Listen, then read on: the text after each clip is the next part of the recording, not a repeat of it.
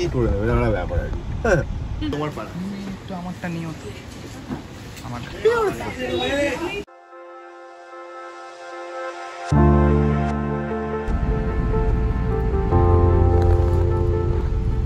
It's a new day and খুবই খুশি আজকে বিকজ ফাইনালি আমাদের ছবি Chhaad is going to be release on 7th of March 2025 international women's day.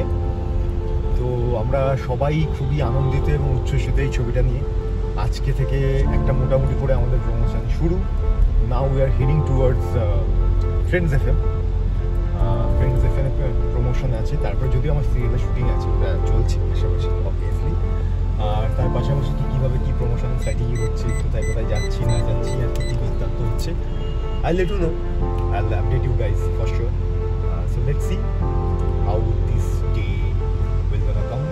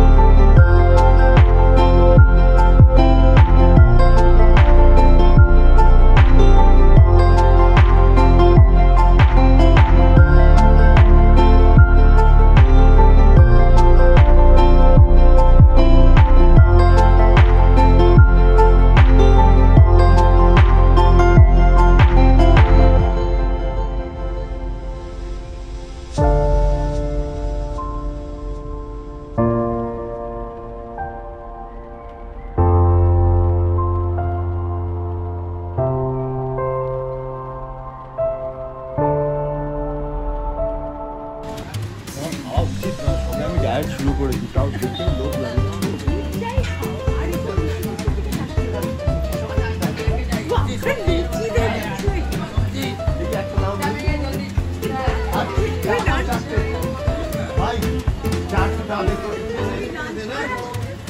আমাকে একটা লুচি দাও, দু পিস দাও।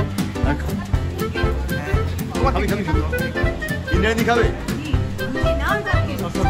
লেবু খাবে, 2 প্লেট দাও লুচি।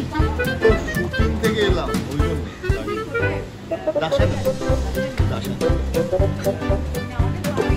হ্যাঁ তোমার পাড়া আমারটা নিও তো আমার খাবার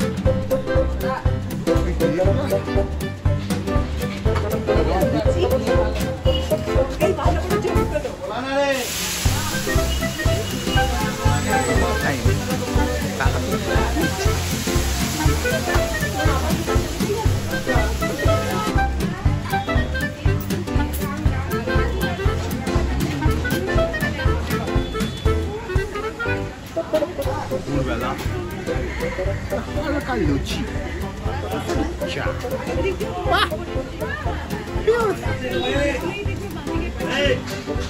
কোথায় এসেছো?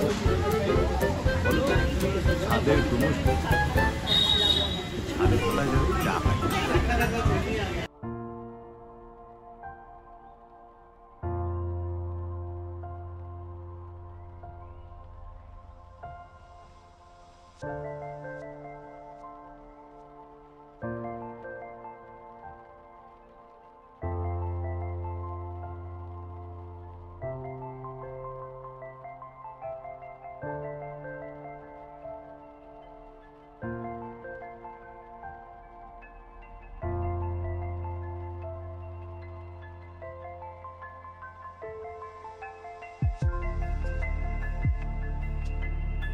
দাঁড়িয়ে রণজয়ের চরিত্র কোথায় দাঁড়িয়ে সেটা দর্শককে দেখতে হবে শেষ অবধি, কিন্তু it is basically a Quest within yourself. আমি সিনেমাটা দেখেছি, দেখে যে রাহুল দা ক্যারেক্টারটা করেছে সেই লোকটা আমার যেটা দেখতে মনে হয়েছে সেটা হচ্ছে কিন্তু বউকে ভালোবাসে, এরকম নয় কিন্তু বউকে ভালোবাসে এবং বউকে খুবই ভালোবাসে, কিন্তু আপব্রিঙ্গিংটাই এমনভাবে হয়েছে যাতে তার কাছে ঠিক ভুলের হিসাবে একটা অন্যরকম সংজ্ঞা আছে। একেবারেই খুবই ঠিক বলছো, যে সংজ্ঞাটায় কিন্তু একটা লুপে চলছে, যে এটা কোনো জেন্ডার নেই, কারেক্ট না। মহিলাদের ভেতরে ওই যখন তোর একটা অদ্ভুত সবাইকে আমি চিহ্নিত করছি না, বাট এই কনসেপ্টটা মহিলাদের মধ্যেও প্রচুরভাবে আছে। তো এটাকে পুরোপুরি শেষ করতে গেলে অনেক ভেতর থেকে শেষ করতে হবে। শুধু যে পুরুষদের ভেতর থেকে কনসেপ্টটাকে দূর করতে হবে তা কিন্তু নয়, মহিলাদের ভেতর থেকেও। যার জন্য হয়তো প্রথম আমটা রাহুল দাকে দিল, সেটা যেন শুধুমাত্র আউট অফ লাভই হয়, সেটার জন্য যেন জেন্ডার আগে আছে। Correct, absolutely. এই তো আমি যাচ্ছি, ও যাচ্ছে আমার সাথে, সূর্য আছে আমার সাথে, আমার কি করে নেবে এটা একটা ব্যাপার আর কি। সূর্য তো ওদেরকে সঙ্গে দিয়ে ঘুরছি, কে করবে আমার, এটা একটা ব্যাপার মনে হয়। আমার মেঘের ক্ষেত্রে মনে হতো ছোটবেলা থেকে চিরকাল দেখে যে এই যে মেঘ যখন পুঞ্জীভূত হয় বৃষ্টির আগে কিংবা পরে, তখন মনে হয় যে মেঘের ওপারে কেউ একটা আছে যারা আমাকে দেখছে এবং যারা এক না এক সময় পৃথিবীতে আসবে এবং তাদের সঙ্গে আমাদের কথা হবে, এবং এটার প্রতি আমার দৃঢ় বিশ্বাস আছে, এখনও আছে। আমি দেখেছি, মানে এটার কোনো মানে নেই, আমি সবটাই জানি, তাও আমার মনে হয় যে সত্যিই মেঘের ওপরে কেউ আছে। যখন বিশেষ করে এরা আমার ফুল ফুল হয়ে থাকে না, ওর ঠিক পেছনে কেউ একটা উঁকি মারছে, উঁকি মেরে দেখছে কার আগে নিচে দেখা যায় কি।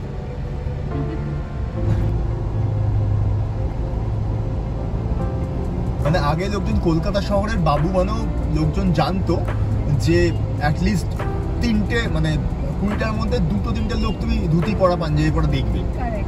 নাও তুমি চোখ দেখো না কি হয়েছিল, যে যখন আমার কাছে ভিডিও আছে, আমি ছাদে ছিলাম, ঠিক আছে, আমি দেখছি এরকম মেঘ এরকম পুঞ্জীভূত হয়ে ঘুরতে ঘুরতে ঘুরতে ঘুরতে নামছে।